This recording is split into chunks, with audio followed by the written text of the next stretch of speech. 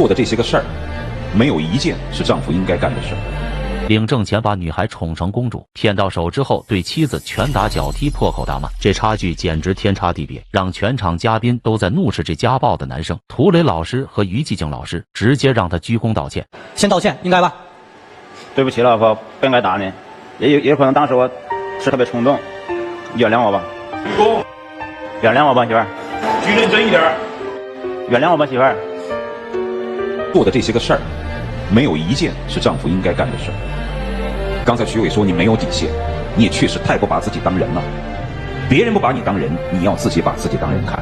男子做出的事情究竟有多过分，让两位老师如此大发雷霆之怒，也要让他先赔礼道歉先呢？大家动动您发财的小手，点赞加关注支持一下，祝您平安喜乐，好运连连，来年一定发大财。让我们一起走进今天的故事。故事的男主人公小张24岁，来自河北唐山市，自己在开理发店；女主人公小刘22岁，来自东北哈尔滨，本身是一名舞蹈老师，但是现在是男子理发店的小杂工。两人一上台，赵川就迫不及待问道：结婚有多久啊？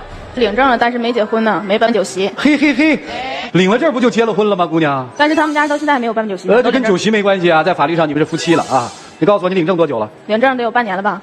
哦，新婚夫妇啊，什么问题啊？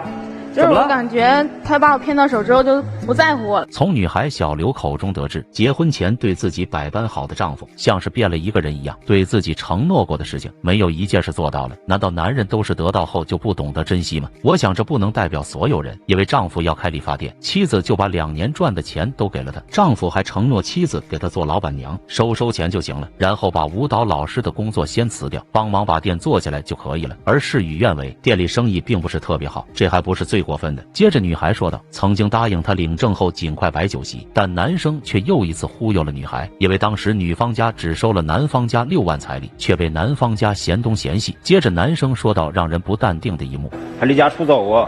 我离家出走因为什么呀？不是因为你就摆办酒席这些事情跟我妈妈打电话说你不答应跟我过了，还跟我妈妈放狠话说要把彩礼钱退回来，要跟我离婚。承诺好的酒席迟迟不肯兑现，因此和丈夫理论争吵，丈夫竟然还要说要退彩礼，彩礼6万块钱真的不贵，江西那边38.8万那才叫天价彩礼，个人觉得10以内彩礼都能接受。言归正传，女孩因为这件事去跟闺蜜住了一段时间，此事告一段落后，女孩又暴露出更加让人气愤的一幕。在店上当小工，晚上回家当保姆，什么事都让我干，就是家务什么的他都不让我女的在家还不应该做点家务啊？是应该做家务，但是什么事都让我做。我在店里一天我也挺忙的，回到家我也想好好休息一会儿，可是什么事都让我做，找我做这找我做那个，我就抱怨了几句，他甚至还上了那脾气打我动手。不好好宠女孩，让她干活12小时当小工使唤，这也是算了，还要让她回到家各种家务活，因为累了不想干家务，却被丈夫暴打，而丈夫却狡辩是自己一时冲动。就这样的男人还跟着她干嘛？能看到希望吗？不仅仅工作累，还没有工资拿，每天在店里12个小时，回到家还要一个人干全部家务活，是头牛都受不了呀。俗话说家暴只有0次和无数次，且看后面是否还有家暴的事情。接着赵川问到女孩为什么会认识这种男人，原因居然是男子的一个朋友是舞蹈老师，经常去那里遛弯，认识了女孩，就开始追求她。追爱的过程中百般的好，从来没有出现过现在这种不好的事物。接着女孩委屈的哭了起来，帮我一段时间，帮我这段时间就是艰难，这段时间过去之后你再回去做你的事业。等过后领完证之后我再跟他提，他大半天就开始骂我，他甚至那天打完我之后，甚至把我衣裳都收拾收，大半夜的给我扔到外面让我滚回老家去。我就想跟你在一起2年多了，我挺不容易的，因为跟你结婚，我父母也不想让我嫁到这么远，我还闹了别扭，闹挺僵的。你现在说让我来就来，说让我走就走，你拿我当什么了？拿我当你老婆了吗？这难道就是远嫁女人的悲哀吗？赶你走，你连去哪都不知道。如果远嫁是这样的代价，宁愿单身。所以远嫁的女孩一定要看清男人的真面目再嫁，不然他打你骂你赶你出去，你父母都看不到，并且你都不敢跟父母说。所有的委屈只有自己扛，后悔的也只有你自己了。而女孩也暴露到自己不喜欢做美发，喜欢自己的跳舞工作，但是丈夫却不允许，一提出要去做老师就被打被骂，甚至当着员工和顾客的面破口大骂。这2年来在理发店没有1分钱工资，还变成了男人的保姆，想想都委屈。女孩说出了当时的情景，参加婚礼去你也知道啊，但是回来之后他就拽着当这么多人顾客面就开始骂我，也是。你当时为什么要嫁他呀？因为刚开始没结婚对我挺好的，对我特别好，我说什么就是什么。参加朋友的婚礼，开车来回要1个多小时，却只给女孩2个小时时间，连叙旧的时间都没有。回来迟到了一点点，就不顾面子开始骂，还一把拖着女孩的胳膊。这样的男人来连自己最基本的情绪都控制不了，以后家暴的次数绝对不会少。赵川都看不下去男生的所作所为，深深地叹了一口气，说道：“来这个节目的，我来干嘛？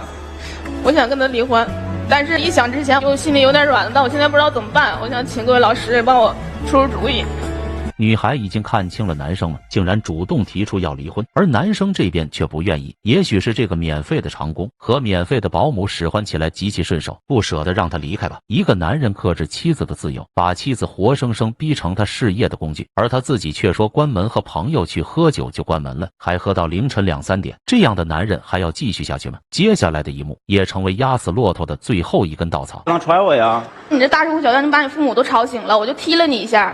也不算踹，就挨了你一下也就而已。你反过来不也是打我了吗？不止1次2次了，这第2次了。没想到妻子让醉酒回来的丈夫小点声，却遭到丈夫的再一次毒打。看着女孩委屈的泪水，就可以看出心事有多痛。故事到这里也明白了事情的原委。屏幕前的你觉得女孩应该离婚吗？家暴的男生可以被原谅吗？这样极端的性格，情值得被托付终身吗？欢迎在评论区留言讨论。接下来赵川把这个情感纠葛交给了嘉宾老师。首先点评的是于寂静老师。一个最关心的问题，打过你2次对吗？对。赔礼道歉了吗？没有。先赔礼道歉。如果连这个事儿都做不到的话，咱们话没得谈了。先道歉，应该吧？对不起，老婆，不应该打你，也可能当时我是特别冲动，原谅我吧。鞠躬，原谅我吧，媳妇儿。举认真一点。原谅我吧，媳妇儿。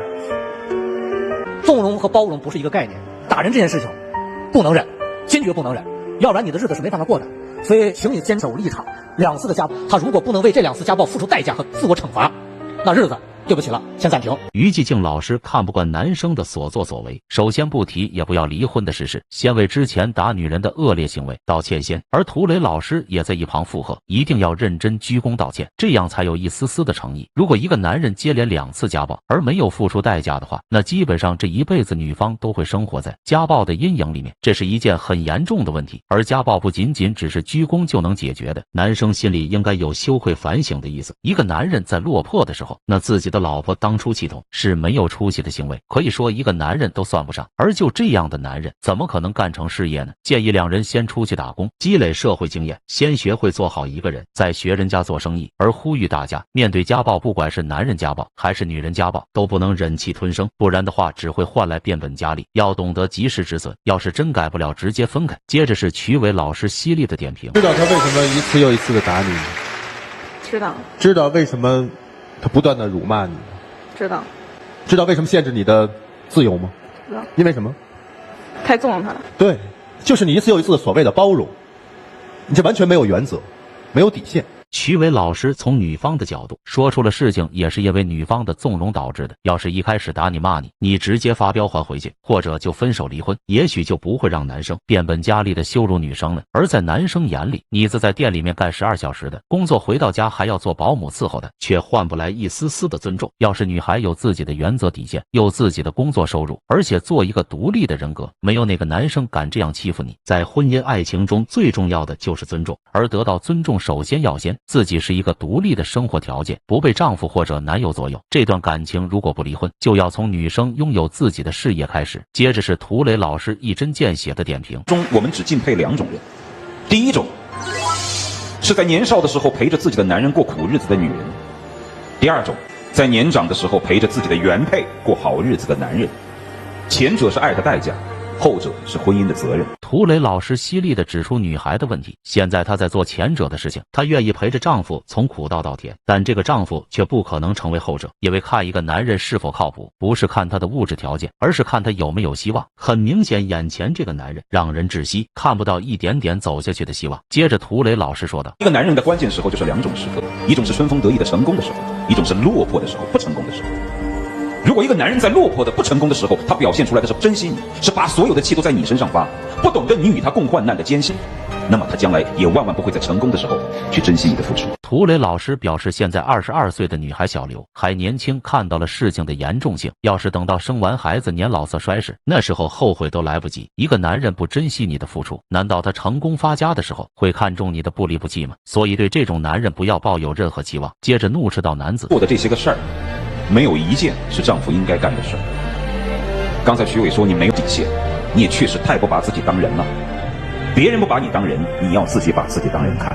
一个女人在男生最困难最低谷的时候，放弃自己的舞蹈事业，拿自己的钱去帮他看店做免费长工，还做家务，还有被打被骂，没有得到一丝丝的宠爱，反过来还是男子的一步步紧逼。你说跟着这样的男人真的会有希望吗？如果是屏幕前的你会怎么做？如果此时不提出离开，害了他更加害了自己。涂磊老师苦口婆心说了这么多，希望女孩能够人间清醒。一个男人面对压力不是拿来虐待身边人的理由，需要学会成长，矫正自己的价值观。而一个女人爱一个人7分足矣，留下3分好好爱自己。除了父母，世界上没人会心疼你。最后，女孩选择原谅了丈夫，希望他不会为自己的选择而后悔，也真心希望男生经过节目组嘉宾老师的话，能够对妻子好一点。今天的故事就到这里，感谢您的陪伴，我们下期再见。